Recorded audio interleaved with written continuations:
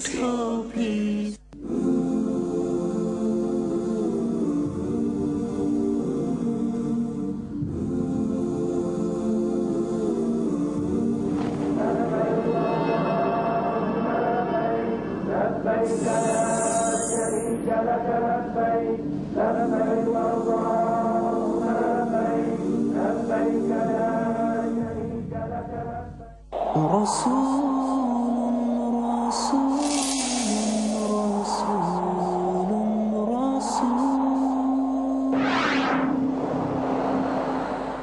الحمد للہ رب العالمین والصلاة والسلام علی نبینا محمد وعلی آلہ واصحابہ اجمعین اما بعد فإن اصدق الحدیث کتاب اللہ وخیر الہدی ہدی محمد صلی اللہ علیہ وسلم وشر الامور محدثاتها وکل محدثۃ بدعہ وکل بدعۃ ضلالہ وکل ضلالۃ فی النار۔ حضرات، ہمیں اور آپ کو یہ بات اچھی طرح معلوم ہے کہ جب اللہ کے نبی صلی اللہ علیہ وسلم نے اپنی تربیتی کاوشوں کا سلسلہ شروع فرمایا تھا تو آپ کا زور توحید کے ساتھ ساتھ آخرت پر تھا اور اسلامی معاشرہ فکر آخرت پر قائم ہوا تھا۔ لوگ اللہ تبارک و تعالیٰ کے دین پر مکمل طور پر عمل پیرا تھے اور اللہ تبارک و تعالیٰ نے زندگی گزارنے کے جو اصول اور ضابطے مسلمانوں کو دے رکھے تھے، مسلمانوں نے پوری طرح سے انہیں اپنی زندگی میں داخل کر رکھا تھا۔ لیکن رفتہ رفتہ صورتحال بدلتی گئی، یہاں تک کہ ہمارے زمانے میں دین بیداری کا ماحول پیدا ہو گیا، لوگ دین سے بری طرح برگشتہ ہیں اور وہ تمام کام انجام دے رہے ہیں جو اللہ تبارک و تعالیٰ کے ساتھ کفر کرنے والے انجام دیتے ہیں۔ ایسے لوگ انجام دیتے ہیں جو اسلام پر ایمان اور یقین نہیں رکھتے، جن کے ہاں آخرت کا یقین نہیں پایا جاتا۔ اللہ کے نبی صلی اللہ علیہ وسلم نے فرمایا تھا، بخاری شریف کی روایت ہے، حضرت ابو ہریرہ رضی اللہ تعالی عنہ بیان فرماتے ہیں کہ رسول اللہ صلی اللہ علیہ وسلم نے فرمایا کہ لا تقوم الساعۃ حتی تأخذ امتی بأخذ القرون قبلها شبرا بشبر وذراعا بذراع۔ قیامت اس وقت تک قائم نہ ہوگی جب تک کہ میری امت پورے طور پر پہلی امتوں کے نقش قدم کی پیروی نہ کرے، اور یہ پیروی بالش برابر بالشت اور ہاتھ برابر ہاتھ ہوگی۔ لوگوں نے سوال کیا کہ اللہ کے رسول، کا فارس اور روم، کہ جیسے فارس اور روم کے لوگ ہیں، یعنی مراد وہ لوگ ہیں جو فارس اور روم کے ہیں؟ تو اللہ کے نبی صلی اللہ علیہ وسلم نے فرمایا کہ من الناس الا ہؤلاء، ان کے علاوہ اور کون لوگ ہیں؟ یا دوسری روایت کے مطابق جس میں کہا گیا کہ اللہ کے رسول یہ لوگ یہود و نصارہ ہیں، تو نبی صلی اللہ علیہ وسلم نے فرمایا کہ ہاں، یہود و نصارہ۔ بعض روایات میں تشبیہ مزید دقیق ہے کہ حتی لو دخلوا جحر ذب لدخلتموہ، یہاں تک کہ اگر وہ گوہ کے سوراخ میں داخل ہوئے ہوں گے تو تم اس میں بھی داخل ہوگے۔ امام نووی رحمۃ اللہ علیہ فرماتے ہیں کہ یہاں شدت موافقت مراد ہے، یعنی پوری شدت کے ساتھ یہ امت پہلی امتوں کی موافقت کرے گی، معصیتوں میں، برائیوں میں، گناہوں میں۔ آج دیکھیے کہ یہ امت اسی طرح گناہوں میں غرق ہے، اللہ تبارک و تعالیٰ کی نافرمانی پر کمر بستہ ہے، جس طرح یہود و نصارہ اللہ تبارک و تعالیٰ کی نافرمانی پر کمر بستہ رہے اور ہیں۔ اس کے کچھ اسباب ہیں اور دوائی ہیں۔ رفتہ رفتہ جب مسلمانوں کے دین کے اندر کمزوری پیدا ہو چلی اور یورپی ممالک کے لوگوں نے مسلمانوں کو بری طرح سے شکست فاش دی اور جنگی میدان میں بھی مسلمانوں نے ان کے ہاتھوں پر شکست کھائی، اور اسلامی حکومت جو انتہائی کمزور ہو چلی تھی یورپی یلغاروں کے سامنے نہ ٹک سکی، تو جو برائیاں ان کے ہاں پائی جاتی تھیں وہ تمام برائیاں ہمارے اندر پیدا ہوئیں۔ ان کے ہاں برائیوں کے جو اسباب ہیں یا دین بیداری کے، جس کو الحاد کہا جاتا ہے، یعنی بے دینی، تو یہ الحاد ان کے ہاں اگر پیدا ہوتا ہے تو اس کی بڑی قوی وجہ پائی جاتی ہے کہ ان کے ہاں اس طرح کا الحاد پیدا ہو۔ لیکن مسلمانوں کے ہاں، جن کے ہاں کتاب میں کوئی تحریف نہیں ہے، اللہ تبارک و تعالیٰ نے جن کی کتاب محفوظ رکھی ہے، جن کے نبی جناب محمد رسول اللہ صلی اللہ علیہ وسلم کی سنتوں کا ذخیرہ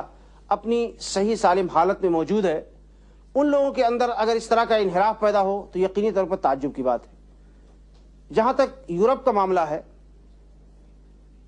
تو تاریخ ہمیں یہ بتاتی ہے کہ ایک دور یورپ پر یہ گزرا ہے کہ پورا کا پورا اقتدار کنیسا کے ہاتھ میں تھا، پادریوں کے ہاتھ میں حکومت تھی۔ وہ جس طرح سے چاہتے تھے لوگوں کے ساتھ تصرف کیا کرتے تھے، ان پر ظالمانہ ٹیکس لگایا کرتے تھے، انہیں ستایا کرتے تھے، یہاں تک کہ جب وہاں کے چند ماہر سائنسدانوں نے کچھ علمی حقائق کا انکشاف کیا تو کنیسا نے انہیں سزائیں دی، ان کو دبانے کی پوری کوشش کی گئی۔ پھر جیسے جیسے نئے نئے علمی حقائق کا انکشاف ہونا شروع ہوا، کنیسا ان کی مخالفت کرتا رہا۔ اس سے ان کے یہاں رد فعل کے طور پر ان کے ذہن میں یہ بات پیدا ہوئی کہ یہ کنیسا اور گرجا اور مذہب یہ علمی حقائق کے مخالف ہیں اور علمی ترقی سے لوگوں کو روکتے ہیں۔ اس طرح لوگوں کے ذہن میں بغاوت کا جذبہ پیدا ہوا اور لوگوں کے ذہن میں بغاوت کے خیالات پنپنے لگے، لہذا کچھ لوگوں نے پروٹیسٹ کیا۔ تو آپ کو معلوم ہونا چاہیے کہ گرجا نے انکویزیشن کا شعبہ قائم کر کے ان کو بہت ہی دردناک قسم کی سزائیں دی، اور پھر اس کے بعد جب کنیسا سے بغاوت کا رجحان پیدا ہونے لگا لوگوں کے اندر تو یہ حقائق منکشف ہوئے کہ کنیسا کے اندر اخلاق سوز حرکتیں کی جاتی ہیں اور بڑی برائیاں پروان چڑھ رہی ہیں۔ یہ لوگ جو دوسروں کو اعلیٰ اخلاق کی تعلیم دیتے ہیں، یہ اخلاق کی گراوٹ کی کس انتہا کو پہنچے ہوئے ہیں۔ جب یہ تمام حقائق لوگوں کے سامنے منظر عام پر آئے تو ایک اور اس کا رد فعل پیدا ہوا کہ لوگ کنیسا سے برگشتہ ہونے لگے، اور کنیسا سے برگشتہ ہوتے ہوتے مذہب اور دین سے برگشتہ ہو گئے، بلکہ بعض لوگوں کے ذہن میں یہ خیال پیدا ہوا کہ یہ جو انبیاء کا نام لیا جاتا ہے، رسولوں کا نام لیا جاتا ہے، یہ محض پادریوں کی آڑ ہے جس کے ذریعے لوگوں کا شکار کرتے ہیں، اور یہ انبیاء اور رسول بھی اگر کچھ ہوئے ہیں تو یہ محض نعوذ باللہ من ذالک حاشا و کلّا دھوکے باز لوگ تھے جو مذہب کی آڑ میں نعوذ باللہ من ذالک لوگوں کو دھوکہ دیا کرتے تھے، لوگوں کا مال ہڑپنے کے لیے، لوگوں پر اپنا اقتدار قائم کرنے کے لیے۔ ظاہری طور پر جو کنیسا کی برائیاں انہوں نے دیکھی، پادریوں کی اندر جو اخلاقی بربادیاں ان کے سامنے آئیں، اس کے رد فعل میں انہوں نے انبیاء کرام کے بارے میں بھی ایسے خیالات اپنے ذہن میں بٹھائے۔ حالانکہ یہ بالکل کھلی ہوئی غلط باتیں تھیں جس میں کوئی شبہ نہیں ہے اس کی غلط ہونے میں، لیکن بہرکیف لوگوں نے جو سامنے دیکھا تو اس رد فعل میں وہاں برائی پیدا ہوئی اور رفتہ رفتہ لوگ مذہب سے پورے طور پر آزاد ہوتے گئے۔ اور جب دوسرے لوگوں نے دیکھا کہ مذہب سائنسی ترقی سے روکتا ہے اور اس کے راستے میں بہت بڑا روڑا ہے تو یہ اکثر طور پر کلی طور پر لوگ اس قید و بند سے اپنے آپ کو انہوں نے آزاد کرا لیا۔ پھر کارل مارکس کا فلسفہ وجود میں آیا جو باقاعدہ دہریت پر قائم ہے، مادہ پرستی پر قائم ہے، جس نظریے کا مطلب یہ ہوتا ہے کہ کائنات کا کوئی خالق نہیں ہے، انسان خود بخود وجود میں آتا ہے اور یہ کائنات خود بخود وجود میں آئی ہے، اور انسان کی زندگی کا مقصد یہ ہے کہ وہ جس قدر لذتیں حاصل کر سکتا ہے لذت حاصل کرے، اپنے نفس کو جس قدر لطف اندوز کر سکتا ہے لطف اندوز ہو، اور یہ نظریہ عالم میں پروان چڑھنے لگا۔ خواہ وہ سرمایہ دارانہ نظام ہو یا کمیونسٹ نظام ہو، دونوں کے ہاں بنیاد دنیا کی آشائشیں ہوئی، عیش کوشیاں ہوئیں، اور لوگ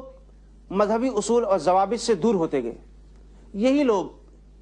جب اسلامی خلافت کی کمزوری کی بنیاد پر مسلم ممالک پر حملہ آور ہوئے اور اسلامی خلافت ان کے سامنے ڈھہ پڑی، تو جب مسلمانوں نے دیکھا کہ یورپ اور امریکہ میں وہ لوگ ترقی کر رہے ہیں جو دین بیزار ہیں، تو انہوں نے یہ سمجھ لیا کہ دین انسان کو ترقی سے روکتا ہے۔ حالانکہ یہاں بھی اخلاقی طور پر، یعنی اسلامی ممالک میں بھی اخلاقی طور پر بہت گراوٹ پیدا ہو چلی تھی اور لوگ مختلف فرقوں اور مذہبوں میں بٹ چکے تھے، لوگوں کے ہاں طرح طرح کے اختلافات تھے، ان اختلافات نے ان کو بہت نقصان پہنچایا۔ تاہم اس انداز میں دین بیزاری نہیں پیدا ہوئی تھی، لوگ نمازیں پڑھتے تھے، اللہ تبارک و تعالیٰ کی طرف جھکتے تھے اور دینی رجحان بہت حد تک ان کے اندر پایا جاتا تھا۔ سینکڑوں انحرافات کے باوجود وہ لوگ دیندار تھے، لیکن جب انہوں نے دیکھا کہ یہ فاتح قوم جو ہمارے ملک پر حملہ آور ہوئی ہے اور ہمارے ملک کے اوپر حکمرانی کر رہی ہے، ان کے یہاں وہ لوگ برسر اقتدار ہیں یا وہ لوگ ترقی کر رہے ہیں جو دین سے بیزار ہیں، تو ان نادانوں نے بھی یہ سمجھا کہ دین سے بیزاری کا اظہار کیے بغیر اور دینی پابندیوں سے اپنے آپ کو آزاد کیے بغیر ترقی ممکن نہیں۔ اس ترقی نے دنیا کو کیا دیا؟ مادی اعتبار سے انسان بڑی ترقی کر گیا، لیکن روحانی اعتبار سے عجیب و غریب قسم کی شقاوت اور قلق اور حیرت اور اضطراب کا شکار ہو گیا، اس لیے کہ اللہ تبارک و تعالیٰ نے جو انسان کو پیدا کیا ہے تو اس کے اندر ایک واضح رکھا ہے۔ اللہ تبارک و تعالیٰ نے ضمیر کے اندر سے ایک آواز اٹھتی ہے اور انسان کے ذہن میں یہ سوال پیدا ہوتا ہے کہ اس کو کس نے پیدا کیا ہے، اس کی زندگی کا مقصد کیا ہے، کیوں پیدا کیا گیا اس کو، اور اس کا انجام کیا ہے۔ یہ سوال ہر انسان کے دل سے اٹھ کر ذہن میں پہنچتا ہے اور ہر انسان اس کا جواب تلاش کرنے کی کوشش کرتا ہے۔ یہ فطرت کی آواز ہے، لیکن مادیت نے اس آواز کو دبا دیا، لوگوں کو غلط نظریے میں پھنسا کر، یعنی دنیا کی عیش کوشی اور لذت اور نفع اندوزی کی فکر میں اور اس کے چکر میں پھنسا کر لوگوں کو دین سے برگشتہ کر کے اس آواز کو دبانے کی کوشش کی ہے۔ لیکن یہ آواز اٹھتی ہے اور اس آواز کا جواب نہ ملنے کی صورت میں انسان عجیب و غریب قسم کے اضطراب اور حیرت اور قلق کا شکار ہو جاتا ہے، طرح طرح کی الجھنیں اس کے اندر پیدا ہوتی ہیں۔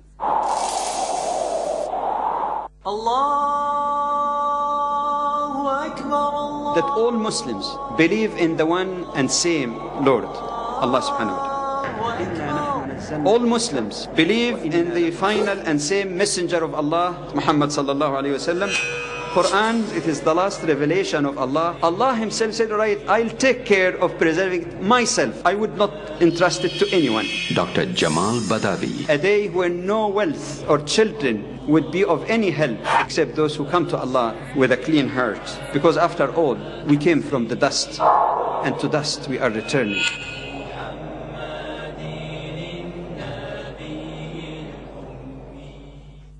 ڈاکٹر اسرار احمد سے جانیے، اللہ کی عبادت وہی معتبر ہوگی جو کامل اطاعت کے ساتھ، انتہائی شدید محبت کے ساتھ۔ اس ملک کا نظام باطل ہے، اس ملک کا نظام طاغوتی ہے، اللہ سے بغاوت پر مبنی ہے، اللہ کی شریعت کہیں نافذ نہیں ہے، اللہ کی حاکمیت کی نفی۔ سب سے بہترین نظام۔ اپنے وقت کو ریلیز کیجئے، اپنی قوتوں کو ریلیز کیجئے، اور یہ وقت اور قوت کھپا دیجئے باطل نظام کو ختم کر کے اس کی جگہ حق کا نظام قائم کرنے کی۔ رب کا نظام، ہر اتوار شام 7:30 بجے UK میں اور رات 8:30 بجے یورپ میں، پیس ٹی وی پر۔ بسم اللہ الرحمن الرحیم، الحمد للہ رب العالمین۔ اللہ تعالیٰ کا اپنے بندوں کو عطا کردہ ایک نایاب تحفہ، فلاح و بہبود کا واحد ذریعہ، سچائی،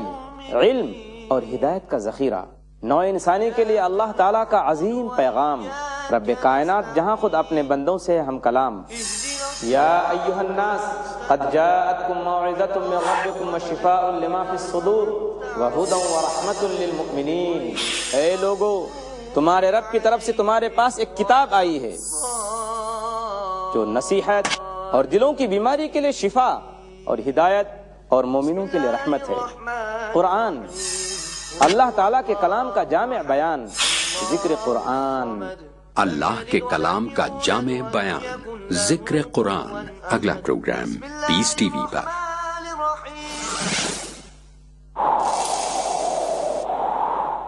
اللہ تبارک و تعالیٰ نے، علیم و حکیم نے جو کائنات بنائی ہے اور انسان کو اس میں پیدا کیا ہے، اس کا ایک مقصد ہے۔ اس نے انسان کو اس لیے پیدا کیا کہ انسان اس کی عبادت کرے، جیسا کہ قرآن پاک میں اللہ تبارک و تعالیٰ نے ارشاد فرمایا کہ ما خلقت الجن والانس الا لیعبدون، کہ ہم نے جن اور انسان کو محض اپنی عبادت کے لیے پیدا کیا ہے۔ تو جب انسان اپنی زندگی کا مقصد فوت کر کے، اپنی زندگی کے مقصد سے کنارہ کش ہو کر اللہ تبارک و تعالیٰ کی بغاوت پر آمادہ ہو جائے، تو ظاہر سی بات ہے کہ اللہ کی معصیت کی بنیاد پر اس دنیا کے نظام میں فساد پیدا ہوگا اور انسان خود اپنی بلائی ہوئی مصیبتوں کا شکار ہوگا، جیسا کہ آج دنیا شکار ہو رہی۔ کل تک لوگ، یعنی کون سا شعبہ ایسا ہے زندگی کا جس میں بگاڑ نہ پیدا ہوا ہو؟ کل تک لوگ ایک دوسرے سے آپس میں محبت کیا کرتے تھے، ایک پڑوسی دوسرے پڑوسی کا حق جانتا تھا، ایک رشتہ دار دوسرے رشتہ دار کا حق پہچانتا تھا، ماں باپ بیٹے بہن بھائی، ان تمام رشتوں میں آپس میں محبت کے جو تعلقات تھے، ہمدردی کے جو تعلقات تھے، ایک دوسرے کے لیے ایثار و قربانی کا جو جذبہ تھا، یہ جذبہ یکسر ختم ہو گیا ہے، اس لیے کہ انسان نے اپنا نظریہ یہ بنا لیا ہے کہ جو کچھ حاصل کرنا ہے اسے اپنی ذات کے لیے حاصل کرنا ہے، اور اس دنیا کے بعد کوئی سزا و جزا کا تصور نہیں ہے. یہ دنیا ختم ہو جائے گی جس کے نتیجے میں انسان انانیت، خود غرضی اور مفاد پرستی کا شکار ہو گیا. گھر انسان کا سکون کا گہوارہ ہوتا ہے، اور جہاں انسان کو اطمینان حاصل ہوتا ہے، سکون حاصل ہوتا ہے، اور گھر میں لوگ آپس میں ایک دوسرے کے ساتھ کس ایثار اور قربانی کے جذبے کے ساتھ رہا کرتے تھے، کیسی محبت تھی. لیکن آج آپ کسی بھی گھر کا ماحول دیکھیے تو باپ اور بیٹے میں جو تعلقات ہیں بالکل تاجرانہ قسم کے تعلقات ہیں. ماں اور بہنوں کے ساتھ بھائیوں کا یا بیٹوں کا جو سلوک ہے بالکل تاجروں جیسا سلوک ہے کہ اگر ہمارا ان کی ذات سے کوئی فائدہ ہے تب تو وہ ہمیں عزیز ہیں، تب تو ہمیں ان سے محبت کا اظہار کرنا چاہیے. لیکن اگر کوئی مفاد وابستہ نہیں ہے، کوئی فائدہ نہیں ہے، تو پھر ہمیں ان کی طرف توجہ دینے کی ضرورت نہیں ہے. یہ وجہ ہے کہ آپ دیکھیں کہ یورپ میں لوگ بوڑھوں کے لیے الگ گھر بنانے کے لیے مجبور ہیں. حکومتیں گھر بناتی ہیں بوڑھوں کے لیے. یعنی یہ بوڑھے جن کی خدمت گزاری کے لیے قرآن پاک میں اللہ تبارک و تعالیٰ نے بڑے زور کے ساتھ حکم دیا تھا، اور اسلامی معاشرہ اس کا تصور بھی نہیں کر سکتا تھا. کوئی انسان اگر بوڑھا ہو جائے تو اس کو اپنے گھر سے نکال دیا جائے گا، اور جو اپنے بچوں کے لیے زندگی بھر کوشاں رہا، محنت کرتا رہا ان کی تربیت کے لیے، اس کو آخری زمانے میں لوگ اس سے ہمدردی کا اظہار کرنے کے بجائے اس کو بھگا دیں گے اور اس کو مجبور کریں گے کہ وہ گھر چھوڑ کر چلا جائے. یہ تصور بھی نہیں ہو سکتا تھا، لیکن اس دنیا نے یہ کر دکھایا. اور آج مسلم گھرانوں میں بھی باپ اور بیٹوں کے تعلقات بالکل کمزور ہوتے جا رہے ہیں. ابتدائی سے آپ دیکھیے کہ باپ کو اپنی لذت کے علاوہ اس بات کی پرواہ نہیں ہے کہ ہمارے بیٹے کس طرح برباد ہو رہے ہیں، تباہی کی طرف جا رہے ہیں، اور گھروں میں لڑکے آ رہے ہیں اوباش قسم کے. لیکن باپ کو اس بات کی پرواہ نہیں ہے کہ ان لڑکوں کی صحبت میں میرا لڑکا برباد ہو جائے گا.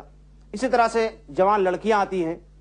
اس کی سہیلیاں آتی ہیں، لیکن ماں باپ کو اس بات کی فکر نہیں ہے کہ میرا جوان لڑکا ان لڑکیوں کو اپنے گھر میں کیوں بلا رہا ہے، اس سے کیا تباہی و بربادی پھیلے گی اور اس کا نتیجہ کیا ہوگا، اس کی کسی کو فکر نہیں.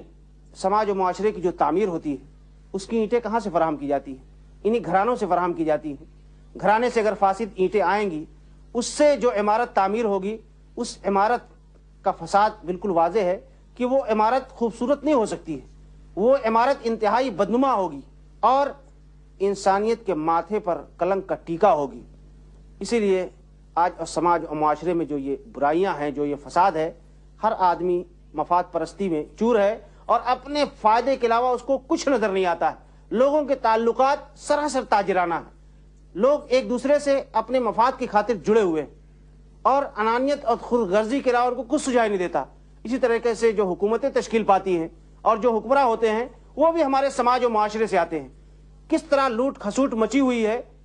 اور اخلاقی اعتبار سے کس قدر لوگ تباہ ہیں. آپس میں ایک دوسرے کے ساتھ تعلق یعنی اپنی خواہشات پوری کرنے کا جو انداز ہے لوگوں کا بالکل جانوروں جیسا ہے. جنگل کا قانون ہے اور انسان کو اپنی خواہشات پوری کرنے کے علاوہ کچھ نہیں سجائی دیتا. وہ یہ چاہتا ہے کہ اپنے پیٹ کا ایندھن بھرے اور شرمگاہ کے تقاضوں کو پورا کرے، اور ان تقاضوں کو پورا کرنے کے سلسلے میں کوئی اخلاقی ضابطہ نہیں، کوئی اخلاقی ضابطہ نہیں ہے، بلکہ بالکل جانوروں کا قانون ہے کہ جہاں جس کا جی چاہا یا جس انداز میں چاہا اسی انداز میں وہ اپنی خواہش پوری کرتا ہے. تو یہ معاشرہ تباہ و برباد نہیں ہوگا تو پھر کیا ہوگا؟ تو اللہ کے نبی صلی اللہ علیہ وسلم کی اس حدیث کو دیکھیے کہ جس میں آپ نے فرمایا کہ تم یہود و نصارہ کے قدم بقدم چلو گے. یہود و نصارہ نے اپنے اندر جو فساد پیدا کیا،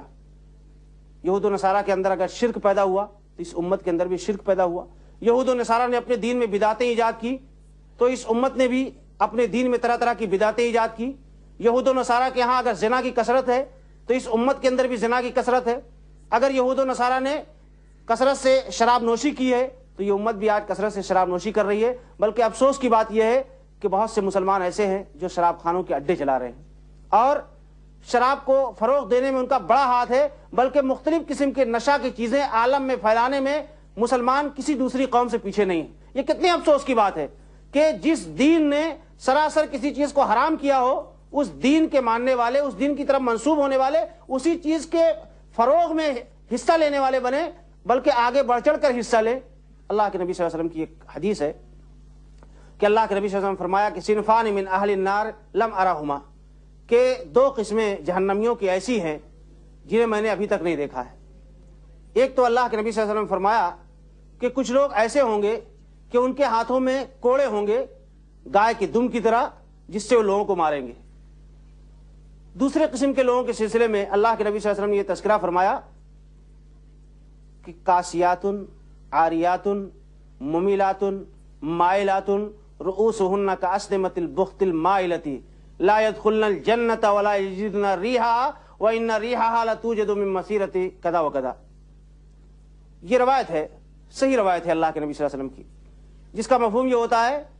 کہ بہت سی کپڑے پہننے والیاں ہوں گی جو ننگی ہوں گی، کپڑا پہننے کے باوجود ننگی ہوں گی۔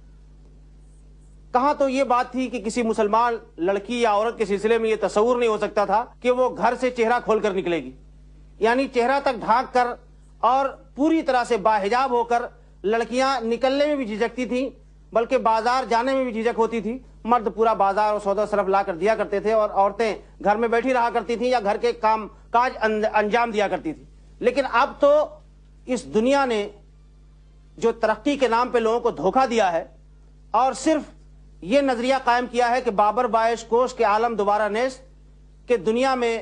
لذتیں حاصل کر لو، نفع حاصل کر لو، اس لیے کہ یہ عالم دوبارہ نہیں ملنے والا ہے، تو جتنا فائدہ اٹھانا ہے اور فائدے کے طرح طرح کے سامان بھی ایجاد میں آئے۔ اللہ کے نبی صلی اللہ علیہ وسلم نے فرمایا کہ اس امت میں خسف ہوگا، قذف ہوگا، مسخ ہوگا، جس کا مطلب یہ ہے کہ اس امت پہ بھی پتھر برسیں گے اور ان کے چہرے بگاڑ دیے جائیں گے، جس طرح پہلی امتوں میں بندر، سور اور اس طریقے سے دوسرے جانوروں میں تبدیل کر دیے گئے تھے، ویسے اس امت میں بھی یہ کیفیتیں ہوں گی، آسمان سے پتھر برسیں گے۔ اللہ کے نبی صلی اللہ علیہ وسلم سے حضرت عائشہ رضی اللہ تعالیٰ نے پوچھا، یا رسول اللہ انہلک وفینا الصالحون، کہ اللہ کے رسول کیا ہم ہلاک ہوں گے حالانکہ ہم میں نیک لوگ ہوں گے، یعنی نیک لوگوں کی موجودگی میں ہم کو ہلاک کر دیا جائے گا؟ تو اللہ کے نبی صلی اللہ علیہ وسلم نے فرمایا کہ نعم اذا کثر الخبث، ہاں جب خباثت اور برائی اور بے حیائی بڑھ جائے گی تو ایسی صورت میں ہلاکت بھی آئے گی اور نیک لوگوں کے باوجود لوگ ہلاک کر دیے جائیں گے، نیک لوگوں کی موجودگی کے باوجود لوگوں کو ہلاک کر دیا جائے گا۔ تو اس تباہی اور بربادی کے سلسلے میں ہمیں اور آپ کو غور کرنا چاہیے یا نہیں، سوچنا چاہیے یا نہیں سوچنا چاہیے؟ ہم اس بات کے دعوے دار ہیں کہ ہم اللہ اور اس کے رسول کے ماننے والے ہیں، قرآن ہماری رہنمائی کی اور ہدایت کی کتاب ہے، تو قرآن نے زندگی گزارنے کے سلسلے میں ہمیں کوئی رہنمائی کی ہے یا نہیں کی ہے؟ پچھلے زمانے میں ایک فرقہ گزرا تھا جس کو گمراہ فرقہ شمار کیا جاتا ہے، اس فرقے کو مرجیہ کہا جاتا ہے۔ مرجیہ کو تمام لوگوں نے گمراہ فرقوں میں شمار کیا۔ اس کا عقیدہ یہ تھا کہ آدمی اگر لا الہ الا اللہ پڑھ لے تو اسے کوئی گناہ نقصان نہیں پہنچائے گا، اگر اس نے لا الہ کا اقرار کر لیا ہے، لا الہ الا اللہ پڑھ لیا ہے، تو کسی گناہ کا اس کو نقصان نہیں پہنچے گا۔ اس کے برعکس ایک جماعت ایسی گزری ہے مسلمانوں میں جن کو خوارج کہا جاتا ہے، ان کا عقیدہ یہ تھا کہ کوئی آدمی اگر کبیرہ گناہ کرے گا تو وہ کافر ہو جائے گا، کوئی بھی کبیرہ گناہ کا مرتکب ہوگا تو وہ کافر ہو جائے گا۔ تو ان دونوں فرقوں کو گمراہ فرقوں میں شمار کیا گیا۔ لیکن آج عملی طور پر آپ دیکھیے تو مسلمانوں کا رجحان ایسا لگتا ہے کہ گویا وہ یہ سمجھتے ہیں کہ لا الہ الا اللہ پڑھنے کے بعد اب انہیں کسی طرح کے نیک عمل کرنے کی ضرورت نہیں ہے اور کسی برائی سے بچنے کی ضرورت نہیں ہے، یہ لا الہ الا اللہ کہہ دینا ان کے نجات کے لیے کافی ہے، زبانی طور پر دعویٰ کر لینا ان کے لیے کافی ہے۔ عملی طور پر اکثر و بیشتر مسلمانوں کا مظاہرہ یہی، ورنہ پہلے اسلامی معاشرے میں یہ تصور بھی نہیں کیا جا سکتا تھا کہ کوئی آدمی نماز چھوڑ دے گا، اس طرح سے بے حیائی کے ساتھ عورتیں بازاروں میں گھومیں گی، یا شراب لوگ علل اعلان پیئیں گے، جوا لوگ علل اعلان کھیلیں گے، سود بری طریقے سے لوگ کھاتے رہیں گے۔ حالانکہ یہ سود اللہ تبارک و تعالیٰ نے اس کے سلسلے میں کیسی سخت وعید فرمائی ہے کہ اللہ تبارک و تعالیٰ فرماتا ہے کہ اگر تم سود کھانا نہیں چھوڑتے ہو تو فَأْذَنُوا بِحَرْبٍ مِّنَ اللَّهِ، تو اللہ سے جنگ کرنے کے لیے تیار ہو جاؤ۔ لیکن آج عمومی طور پر لوگ سود کھا رہے ہیں اور علل اعلان سود کھا رہے ہیں، اور کوئی آدمی یہ سوچنے پر آمادہ بھی نہیں ہوتا کہ یہ چیز قابل گرفت ہے اور اللہ تبارک و تعالیٰ کی ناراضگی کا باعث ہو سکتی ہے۔ تو اللہ کے نبی صلی اللہ علیہ وسلم کی حدیث کتنی صادق آئی کہ یہود و نصارہ کے قدم بقدم پیروی کرو گے، یعنی باقاعدہ جس طریقے سے جو بھی کام ان لوگوں نے کیا ہوگا وہ تمام کام یہ امت انجام دے گی۔ اللہ تبارک و تعالیٰ نے قرآن پاک میں ایک آیت نازل فرما کے لوگوں کو بتا دیا ہے کہ صرف لا الہ الا اللہ کہنے سے کسی کو جنت نہیں ملنے والی ہے۔ یہودی یہ کہا کرتے تھے کہ ہم جنت کے حقدار ہیں، نصارہ نے یہ دعویٰ کیا کہ نہیں ہم جنت کے حقدار ہیں، کچھ مسلمانوں نے کہا کہ نہیں جنت تو ہمارے لیے ہے. تو اللہ تبارک و تعالیٰ نے ایک اصول اور ضابطہ بتایا کہ جنت کا تعلق تمناؤں سے نہیں ہے. لیس بامانیکم ولا بامانی اہل الکتاب من یعمل سوءا یجز بہ، کہ جنت نہ تمہاری تمناؤں پر ہے نہ اہل کتاب کی تمناؤں پر ہے. ہمارے ہاں نظام یہ ہے کہ جو برا کام کرے گا اس کو اسی کے مطابق بدلہ دیا جائے گا، اسی کے مطابق اس کو بدلہ دیا جائے گا. تو اللہ تبارک و تعالیٰ کے ہاں جو گرفت کا نظام ہے اس نظام سے کوئی آدمی بچ نہیں سکتا ہے. جو انجام ہے اور نتیجہ ہے اللہ کی معصیت کا اور نافرمانی کا، اللہ کا جو بنایا ہوا نظام ہے وہ نظام اپنی جگہ پہ اٹل ہے. میرے بھائیوں، یہ باتیں میں نے آپ کے سامنے اس لیے پیش کی ہیں کہ اس مسئلے پر سنجیدگی کے ساتھ ہمیں بھی غور کرنا ہے، آپ کو بھی غور کرنا ہے. ہر فرد کو جو اپنے مسلمان ہونے کا دعوے دار ہے اس کو غور کرنا چاہیے سنجیدگی کے ساتھ، اور ان تمام برائیوں سے کنارہ کش ہو کر اللہ کی اطاعت اور اللہ کی طرف رجوع کے لیے اپنے آپ کو آمادہ کر لینا چاہیے. اللہ تعالیٰ سے میری دعا ہے کہ اللہ تبارک و تعالیٰ ہم تمام لوگوں کو اپنے دین میں بصیرت عطا فرمائے اور ہر طرح کی فحاشی، بے حیائی اور گناہوں سے اور الحاد اور بے دینی سے اللہ تبارک و تعالیٰ ہمیں محفوظ رکھے اور ہمیں اپنے دین پر کاربند ہونے کی توفیق عطا فرمائے. وصلی اللہ تعالی علی نبینا محمد.